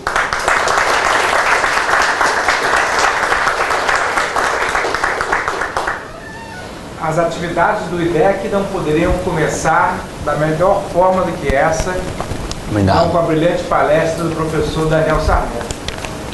Eu indago se alguém teria alguma pergunta para o professor Daniel a respeito do tema de hoje. Enquanto vocês vão se mobilizando, eu vou perguntar ao professor Daniel se ele entende que o papel do Supremo Tribunal Federal nos últimos anos o saldo tem sido positivo? Eu acho que sim, acho que o saldo tem sido bastante positivo. Agora, eu acho assim que tem a história do pêndulo, né? Eu acho que no fenômeno da judicialização da política, a gente já está no extremo do pêndulo e que, se continuar, pode virar, pode descarrilhar. Algumas tendências podem ser preocupantes, inclusive porque elas podem gerar reações problemáticas, né? A gente não seria pueril da nossa parte presumir que os poderes majoritários vão assistir impávidos à assunção, enfim, de funções políticas e não vão esboçar nenhuma reação. E essas reações, às vezes, podem ser em sentidos perigosos para a democracia constitucional, né? A Constituição Brasileira de 1937 previa a possibilidade de que, por provocação do presidente, a Câmara dos Deputados, por voto qualificado de 2/3, derrubasse as decisões do Supremo. No período em que vigorou a Constituição de 37, o Congresso estava fechado.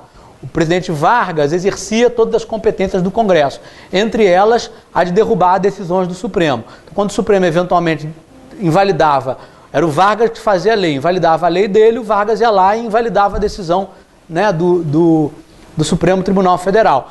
Há tempos atrás, essa ideia da era Vargas foi ressuscitada no Brasil numa PEC e queria dar ao parlamento a possibilidade de derrubar as decisões do Supremo na jurisdição constitucional. Eu acho que isso seria algo muito perigoso. Agora, eu acho que quanto mais o Poder Judiciário começar a avançar, maior é o risco que reações desse tipo possam eventualmente ocorrer. Então, acho que o saldo é bastante positivo, mas, assim, cresceu, eu não cresceria mais. Eu acho que não dá para crescer muito mais do que isso. Acho que o momento agora não é de maior crescimento, não deve ser de maior crescimento, deve ser de racionalização. De racionalização e, em algumas questões, até eventualmente de voltar um pouquinho atrás. Eu gostaria de uma posição sua. A nossa Constituição já tem 30 anos. Até quando a gente vai continuar discutindo a efetivação de alguns direitos, que para algumas pessoas são princípios, como você colocou, que princípios não seriam normas, e ainda há muito essa discussão, não tanto no nível acadêmico, da formação de graduação. Quem se interessa por constitucional tem que ir mais adiante, infelizmente, na graduação a gente não se aprofunda tanto. E eu ouço, mas são direitos que a gente estão por vir, que devem ser reconhecidos, mas que a gente sabe que muitos ainda não são. Algumas normas constitucionais sequer foram regulamentadas.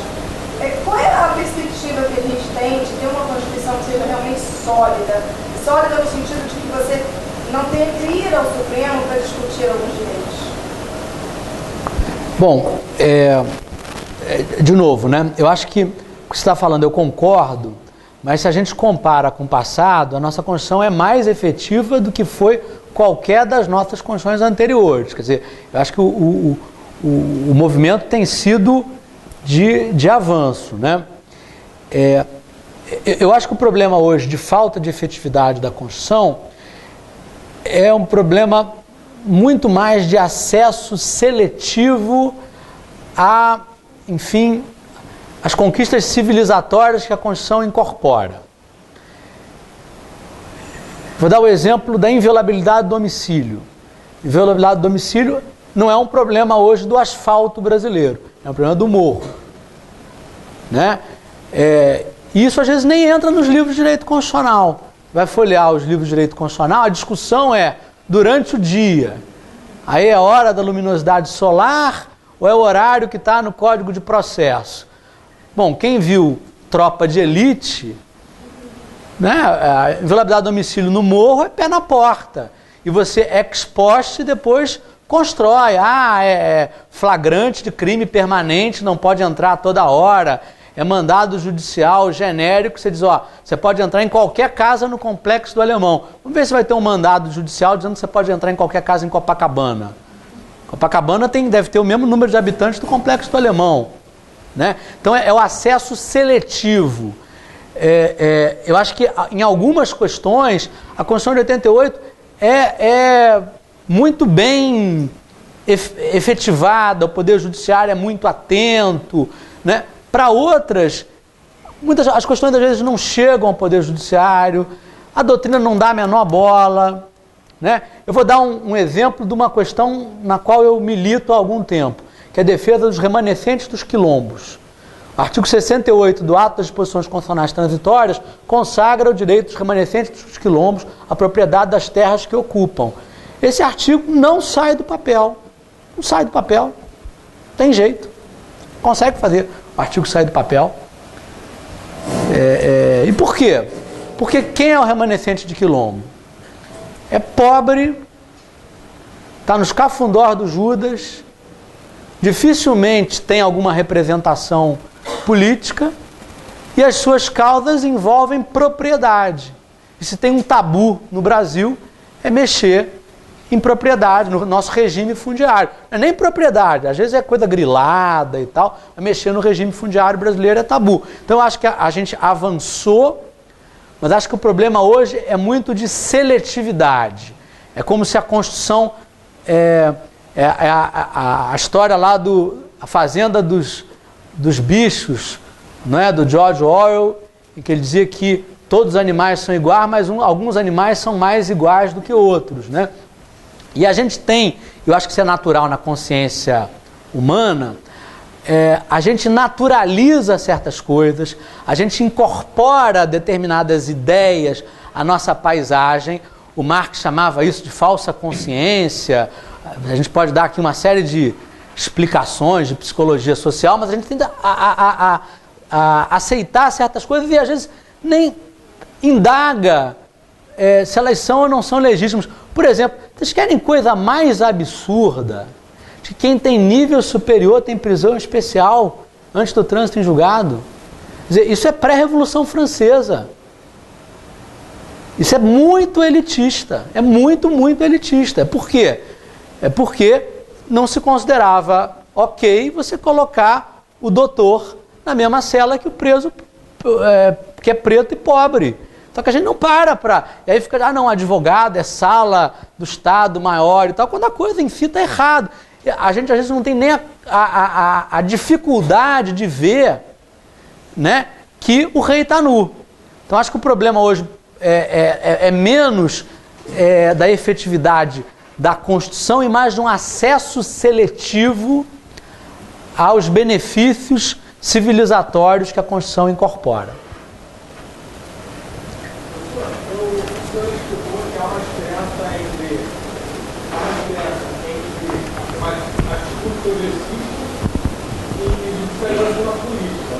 Vai determinar a atuação ativista ou não do judiciário.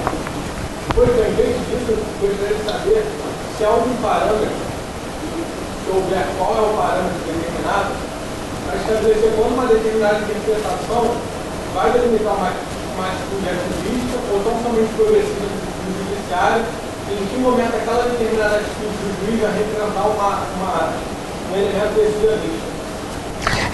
Essa palavra ativismo, ela comporta muitas definições diferentes. Quem cunhou essa expressão foi um jornalista norte-americano chamado Arthur Schlesinger, que ele cobria a Suprema Corte. Então ele publicou na revista Life, em 1947, um artigo, assim, do lado de um anúncio de um refrigerante, e aí ele discutindo o que era, e a palavra acabou colando, né? Isso ficou, durante muito tempo, mote de conservadores na época da Corte de Warren, quando queriam criticar, olha, a Suprema Corte norte-americana, no momento lá, disse que a pena de morte é inconstitucional. O ano seguinte ela voltou atrás. Isso é ativismo. Né? Então a palavra ficou assim, muito vaga. Eu não me demandaria uma exposição inteira para explicar as diversas dimensões do ativismo. Eu estou, nesse momento, tratando o ativismo, mas não é a única concepção possível, como aquelas decisões que, de alguma maneira, invalidam ou passam por cima de decisões de poderes majoritários ou substituem decisões de poderes majoritários a partir de algo que vai além de um texto claro da Constituição, né? Que vai além de uma interpretação, vamos dizer assim, mais tradicional da Constituição. No debate norte-americano, a palavra ativismo normalmente tem uma conotação negativa. Quando você fala de ativismo, é que você está dizendo que o sujeito se excedeu, né? A palavra ativismo já foi usada com uma conotação positiva. Teve um antigo presidente da Suprema Corte de Israel, Aharon Barak, né, que é talvez o maior jurista de Israel. Ele tem um livro sobre ativismo que ele usa numa conotação positiva. Eu estou usando aqui numa conotação neutra, né?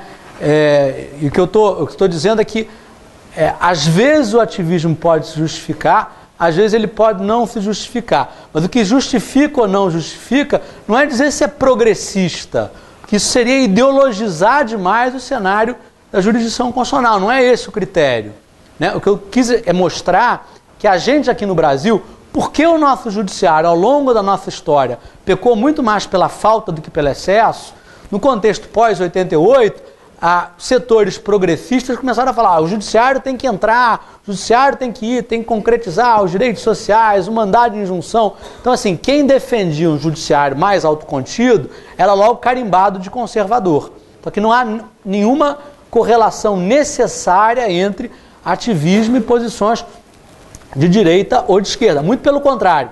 Essa divisão entre direita e esquerda, como vocês devem saber, surgiu na Revolução Francesa, pelo local em que sentavam os grupos políticos na Assembleia Nacional. À esquerda sentavam os jacobinos.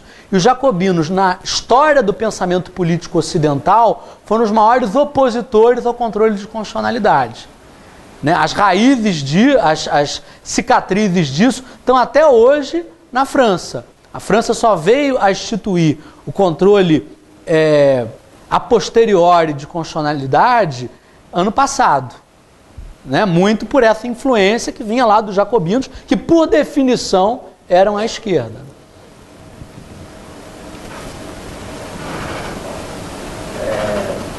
Professor Leitiano. Normalmente quando a gente fala em legitimidade dos direitos constitucionais e da questão do déficit democrático da atuação do judiciário para a solução de certos problemas, aqui a gente deixa um pouco de lado outras instituições que a Constituição contemplou, que tem instrumentos extremamente valiosos para alcançar esses objetivos. Creio eu, na minha opinião, que o Ministério Público foi uma delas. E hoje em dia tem uma tendência muito forte da parte de alguns promotores de justiça em ter uma atuação mais extrajudicial do que judicial, menos demandista e mais resolutiva. Por exemplo, atuando por meio de recomendações, tendo ajustamento de conduta, fazendo um pouco aquilo que o Gregório Saga de Almeida tem falado lá em Minas Gerais, um certo empoderamento popular. O Estatuto da Cidade fala muito em gestão democrática da cidade, os orçamentos participativos.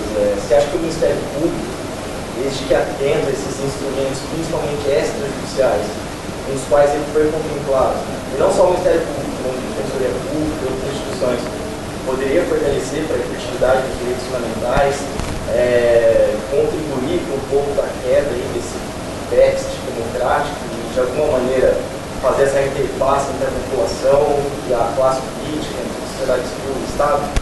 Sim e não. Acho que tudo que se pode falar pelo fato dos juízes não serem eleitos, pode se falar pelo fato dos membros do Ministério Público não serem eleitos. Eu sou membro do Ministério Público, mas o Ministério Público não está acima das discussões sobre legitimidade democrática. Às vezes o discurso corporativo do Ministério Público se descola da realidade, como se o Ministério Público, pela Constituição, representa a sociedade. Então, eu não compro essa. Agora, eu acho que há sim um papel importante a ser desempenhado pelo Ministério Público na Constituição. Acredito muito também em mecanismos extrajudiciais de solução de conflito. Agora, eu acho que para isso é preciso que o Ministério Público atue menos como um tutor de uma sociedade civil infantilizada e mais como uma possível porta de entrada para certos grupos que não são suficientemente organizados para que eles tragam os seus direitos para a arena de disputa. Deixa eu tornar minha resposta um pouco mais complexa. Há muitos estudos empíricos que demonstram que para que ocorra uma rights revolution, uma revolução de direitos, é preciso que você tenha uma estrutura suficiente de apoio. Se a gente vai... Eu passei um período lá numa universidade americana, Universidade de Yale. E essa universidade ela tinha um escritório modelo, o equivalente ao escritório modelo, que quando se foi discutir a legalização do aborto na Colômbia, eles foram amicus curiae.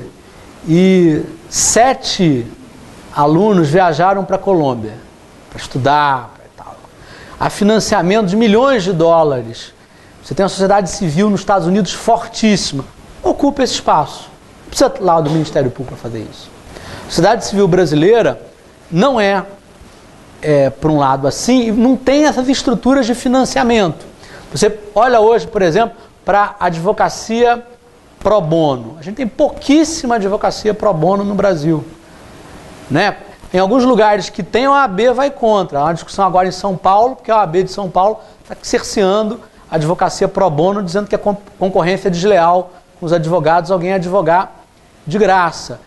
Aí advogados de ONG, eu acho o máximo ONG, sociedade civil e tal, mas o sujeito que é parcamente remunerado, naturalmente, pessoas mais talentosas, em algum momento, vão querer ganhar vida, então vão fazer concurso público, saem, então você acaba tendo um cenário de disputa muito desigual, em que de um lado você tem ou advogados públicos muito bem preparados, ou advogados de grandes empresas, e do outro lado, às vezes, um indivíduo sozinho. Então, o Ministério Público, sendo um litigante habitual, estando lá no espaço jurisdicional, ele pode muitas vezes reequilibrar isso. Agora, para isso, ele tem que um pouco se despir de um certo discurso que está, inclusive, presente na terminologia processual que trata do Ministério Público. Por exemplo, tutela. Detesto essa palavra tutela. O Ministério Público não tutela ninguém. Hipossuficiente. São palavras que, de alguma maneira, evidenciam uma relação paternalista com a sociedade. Eu acho que é possível uma atuação do Ministério Público que não se baseie nessas premissas paternalistas. E aí, nesse sentido, você pode falar, por exemplo, de empoderamento. Empoderamento não é você agir bondosamente substituindo alguém. Empoderamento é dar poder, é qualificar, é habilitar para que indivíduos sejam tratados como sujeitos e não como objeto, e que tornem-se, de alguma maneira, artífices do seu destino. Então, eu acho que o Ministério Público tem um papel nisso, mas da mesma maneira que eu não gosto de, enfim, juízes Hércules, eu não gosto de promotores Hércules, ou procuradores da República Hércules. Bom, professor Marciano. É uma pergunta rápida. Gostaria de saber a sua opinião sobre a transmissão ao vivo das sessões de julgamento do STF, à medida que, aparentemente, pelo menos na minha opinião, iria trazer mais transparência, mas que, na prática, pelo menos pelo que eu estou percebendo, acaba favorecendo esses votos extremamente longos e não respeitam, por exemplo, a favor da repartição de competências técnicas. Na matéria tributária, por exemplo, que é a matéria onde eu estudo, há muitos casos de julgamento que começaram e foram sendo interrompidos por pedido de vista, e depois de 12, 13, 15 anos eles simplesmente começam de novo, porque a maioria dos ministros já abandonaram a corte. Gostaria a sua opinião em função de todos esses estándares que você colocou na palestra sobre esse tema. Mas a pergunta é excelente, difícil. Que a resposta popular isso é uma maravilha, né? Tem dois autores de direito constitucional assim, que eu respeito muito, são o professor Virgílio Afonso da Silva, titular da USP, e agora está me faltando o nome dele, daqui a pouco Conrado Rubner, Virgílio Afonso da Silva e Conrado Rubner, que vem escrevendo sistematicamente contra esse televisionamento, que eles dizem o seguinte: existem formas diferentes de você deliberar, né? E que o televisionamento ele fomenta um estilo agregativo de decisão em detrimento de um estilo deliberativo. No estilo deliberativo, você troca e ouve argumentos disposto a aprender.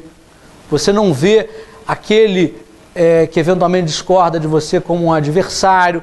Você está numa empreitada colaborativa. No estilo agregativo, cada um vem com a sua opinião pronta e elas se somam. Com o estilo meramente agregativo, você perde uma das vantagens da colegialidade, né? Uma das vantagens da colegialidade é essa.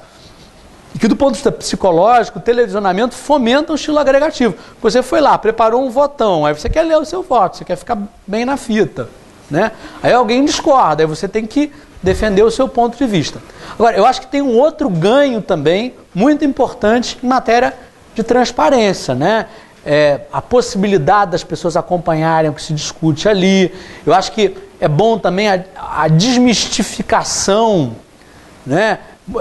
É bom ver que o ministro Supremo é gente, que de vez em quando eles discutem. Eu acho que isso é positivo. Eu acho que do ponto de vista prático é irreversível. O Supremo não vai voltar atrás. Ele não vai voltar atrás porque ele se preocupa com a opinião pública, né? Agora, eu acho que tem um lado muito positivo e um lado muito negativo. Tanto é algo incomum que o Brasil é o único país do mundo que faz isso. Não tem nenhum outro país do mundo que faz. A discussão hoje importante nos tribunais constitucionais é se ocorre ou não divulgação de voto vencido. A Suprema Corte Americana tem essa tradição. Na Alemanha não tinha, depois passou a ter, mas é muito incomum o voto vencido. Na Itália não tem voto vencido, o Conselho Constitucional francês não tem voto vencido. O tema hoje da moda é divulgar ou não o voto vencido. No Brasil, não é voto vencido, às vezes é briga, né? Então tem um lado bom e um lado ruim. É uma questão muito interessante. Vamos à última pergunta. Dá um diagnóstico da live do eleitoral do Estado, e entra uma problemática quando o poder é eminentemente político ou eminentemente político. Ele resolve com uma região de áreas, que vai falar em graus de juridicidade. Gostaria de saber se é um espaço de disputa do poder. Eu pude perceber isso no julgamento de Chesney, onde o ministro da STF tenta constituir a decisão do ministro Tasso Genro. E mais uma, se a teoria expressiva do direito, as campanas do Feldman, o antigo ensaio da teologia, ela contribui de certa forma para ter um novo olhar no direito constitucional. Bom, se tem política, tem óbvio. Onde tem ser humano exercendo poder, tem política. Isso, claro que tem. Tem política e tem muita política, né? Espera-se que a jurisdição constitucional, que pela sua natureza é política, ela seja exercida a partir de uma gramática não exclusivamente política. Quer dizer, quando você decide uma questão política com códigos que são exclusivamente políticos, você presta um desserviço ao Estado de Direito, né? Agora, que de alguma maneira a política está presente, porque o tema é político, porque quem julga é ser humano e, como tal, enraizado e não consegue se desvincular da sua ideologia, das suas concepções de mundo, eu acho que sim. Que teorias como do Perelman, o Wittgenstein não chegou a escrever sobre direito, mas se aportes do Wittgenstein sobre direito podem contribuir, eu até acho que sim. Eu não sou fã de nenhum desses dois em especial.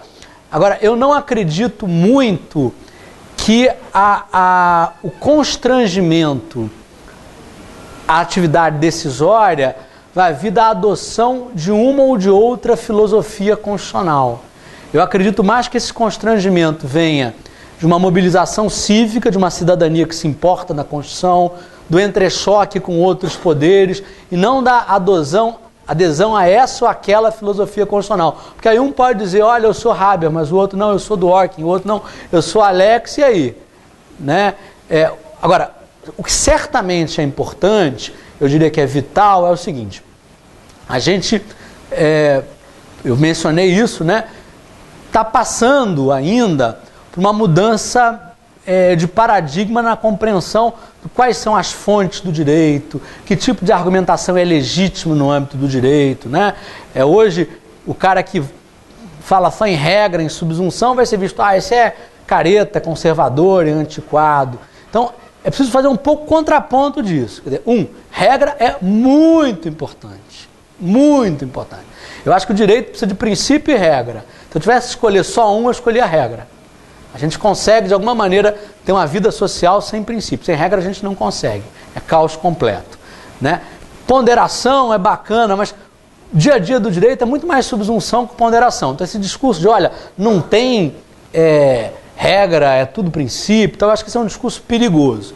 E mesmo nos casos em que seja necessário recorrer a isso, é preciso buscar racionalidade, sob pena da gente legitimar um oba-oba principiológico, né? Aí o politicamente correto, bacana hoje, é o juiz o tempo todo falar da dignidade da pessoa humana.